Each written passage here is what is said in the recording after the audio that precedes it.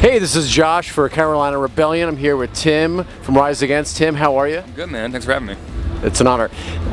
You guys are about to, take the stage here. You guys have been slowly building on the success of this year's Black Market record, and I think a lot of people out there will say rock is dead, rock is on its way out. Then you come to festivals like this. What is the experience like for you guys? Coming up from the punk scene to playing to these insane radio festivals. It's been such a crazy transition, you know what I mean, to start in the underground of like garages and basements and VFW halls and playing punk and hardcore shows, even going to places like North Carolina doing punk rock shows, and then to all of a sudden end up in the world of big festivals, the kind of festivals I never even really attended as a kid, right. And then to be a band that's all of a sudden playing them, that's a strange transition for anybody who was in punk and hardcore. We've found it to be a pretty exciting challenge, to bring what we've learned and our experiences through punk and hardcore into a bigger festival like this where people aren't necessarily familiar with it, and it turns your art into a little bit more of a challenge where it's like when you're playing punk and hardcore in the punk and hardcore world, you're preaching to the converted, right. And then you play these kind of songs to a festival like the Carolina Rebellion, who's not used to songs or bands that might be challenging their way of thinking, that kind of thing.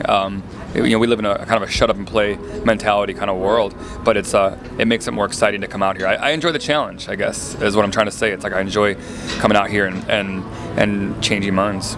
It's kind of like a new audience to win over, so to speak. Yeah. And this year has been interesting. You guys, like I said, I saw you a couple years ago tour with the Foo Fighters. You recently were on a great bill with Linkin Park and Of Mice and Men. Right. And then this summer, just announced, you're going to be going out with bringing out Kill Switch and Let Live.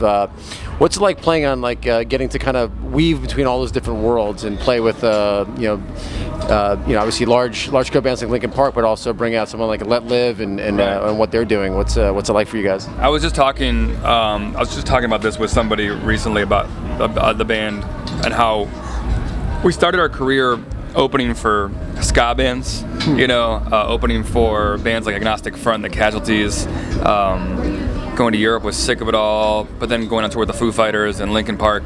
Today we're playing with Korn, Marilyn Manson, Sammy Hagar, and Cheap Trick.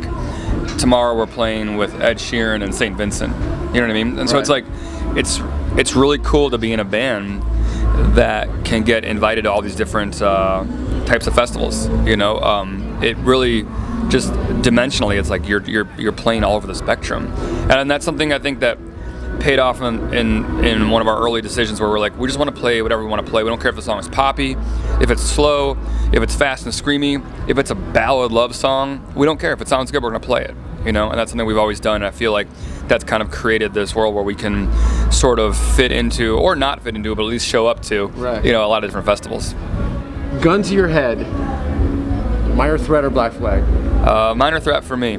I love both those bands, so it's a hard one, but Minor Threat was something of an answer to really nihilistic, self-destructive punk that I didn't identify with, I identify with punk that was a little more positive, had a little bit more of a message. Well, hopefully no one will ever put a gun to your head and you have to make those tough decisions. Yeah.